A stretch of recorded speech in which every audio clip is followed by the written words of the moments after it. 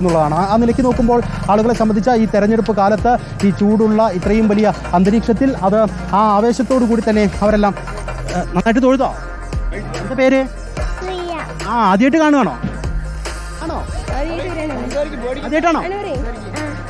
രസമായോ? നല്ല രസമുണ്ടായോ? ഉണ്ടല്ലേ? ഓക്കെ. കുഞ്ഞുകുട്ടികളെ ലൈവാണ്. കുഞ്ഞുകുട്ടികളെയൊക്കെ സംബന്ധിച്ച ഇത് ഭയങ്കര സന്തോഷമാണ്. നിങ്ങളൊക്കെ എവിടുന്ന് വരുന്നത്? കൊടുവയര്. ആദ്യമായിട്ട് വരുവാണോ? അല്ലല്ല. എന്നാ ഒന്ന് പറഞ്ഞു ഇതിന്റെ ചടങ്ങുകൾ. സെക്കൻഡ് ടൈമാ വരുന്നു. ഇതിന്റെ ചടങ്ങുകൾ അതറിയില്ല. നിങ്ങൾ ആദ്യമായിട്ടാണ്? ഇല്ല സെക്കൻഡ് ടൈം. ഇതിനെ കുറിച്ചൊക്കെ അറിയാവോ? കാര്യങ്ങളൊക്കെ അറിയാവോ? അങ്ങനെയൊന്നും അറിയില്ല. അത് അവൾക്ക് അറിയാം. ആർക്കറിയാം? നിങ്ങൾക്കാണോ അറിയാം? എനിക്ക് അങ്ങനെ അറിയൊന്നുമില്ല.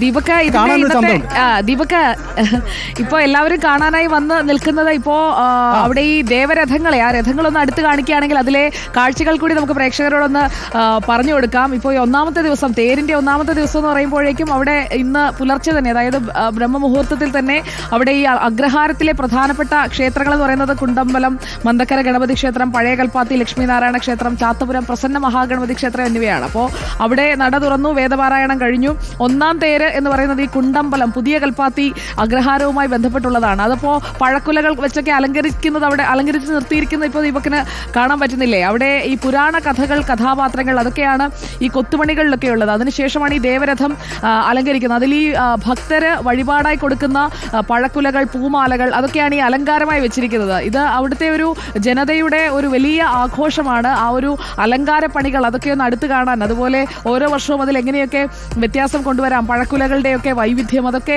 അതിൽ നമ്മൾ എപ്പോഴും കാണാറുള്ളതാണ്. ഇപ്പോൾ ഉത്സവമൂർത്തികളെയൊക്കെ ആചാരവിധി പ്രകാരം സ്ഥാപിച്ചു കഴിഞ്ഞിരിക്കുന്നു അല്ലേ?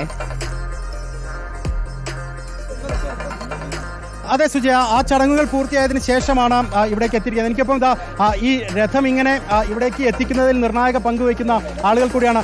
ഞാൻ ഇവരോട് കൂടി ഒന്ന് സംസാരിക്കാമെന്ന് എനിക്ക് തോന്നുന്നു. ഇതിപ്പോൾ നമ്മൾ പ്രാഥമികമായി ഈ ഒരു മേഖലയിലേക്ക് എത്തി. ഇനിയിപ്പോൾ അടുത്തത് പോകേണ്ടത് എവിടേക്കാണ് സ്വാമി? ഇനി അടുത്തത് വൈകിട്ട് ഇവിടുന്ന് പുതിയ കൽപ്പാത്തി ഗ്രാമത്തിലെ വൈകിട്ട് 4 മണിയാകുമ്പോൾ രഥപ്രയാണം തുടങ്ങിയിട്ട് അങ്ങനെ തിരിച്ചു വന്നിട്ട് അച്ചമ്പടി പറഞ്ഞിട്ട് ആ ഗ്രാമത്തിലെ ഭഗവാൻ അവിടെ ഇരുത്തി ഇന്ന് മുഴുവനും അവിടെ ഉണ്ടാവും. വൈകിട്ട് അഗൈൻ നെക്സ്റ്റ് ഡേ വൈകിട്ട് അവിടുന്ന് തുടങ്ങി ചാത്തപുരം പോകും. ചാത്തപുരം ഗ്രാമത്തിൽ അവിടെ പോയിട്ട് തിരിച്ചു വന്നിട്ട് പഴയ കൽപ്പാത്തി പെരുമാൾ വിഷ്ണു ക്ഷേത്രത്തിലെ അവിടെ ഭഗവാൻ ഉണ്ടാവും. Next day evening 4 o'clock again വന്നിട്ട് ഇവിടെ നിലനിൽക്കും ഭഗവാൻ. ഇതിലിപ്പം സുജയ നേരത്തെ ചോദിച്ചതുപോലെ ഞാൻ ആദ്യമായിട്ടാണ് ഇവിടേക്ക് വരുന്നത്, ഇത് കാണുന്നത് ആദ്യമായിട്ടാണ്. അപ്പം എനിക്കുള്ള സംശയം അത് പ്രേക്ഷകർക്കും ചിലർക്കെങ്കിലും ഉണ്ടാവും, അത് ക്ലിയർ ചെയ്യാൻ വേണ്ടിയിട്ടാണ്. ഇതിലിപ്പം നമ്മൾ കുറേ അലങ്കാരങ്ങളൊക്കെ ഉണ്ടല്ലോ, അതൊക്കെ ഒന്ന് എങ്ങനെയാണ് നമുക്ക് പറഞ്ഞു കൊടുക്കാൻ പറ്റും? ഈ ഞാൻ കാണുന്ന പഴക്കുലകളൊക്കെ അതൊക്കെ കാണിക്കുകയായിരിക്കും. ഇല്ല, അതെല്ലാം ഒരു ഭഗവാന്റെ പ്രാർത്ഥനയാണ്. ഇപ്പോൾ സകല ഗുണഗണങ്ങളോട് കൂടിയിട്ട് ഭഗവാൻ സകല ഭൂഷണങ്ങളോട് കൂടിയാണ് ദിഗ്വിജയം ചെയ്യുന്നത്. അപ്പോൾ ഭഗവാൻ എന്തൊക്കെ ശ്രേഷ്ഠമായുള്ള വസ്തുക്കളൊക്കെ ഉണ്ടോ അത് ഭഗവാനൊക്കെ സമർപ്പിച്ചിട്ട് ഭഗവാൻ അങ്ങനെ കല്യാണ ഗുണകോലങ്ങളോടെ നമ്മൾ ദിഗ്വിജയത്തിന് വേണ്ടിയിട്ട് കൊണ്ടുപോവുകയാണ്. അപ്പോൾ നമുക്ക് രഥപ്രയാണം തുടങ്ങുമ്പോൾ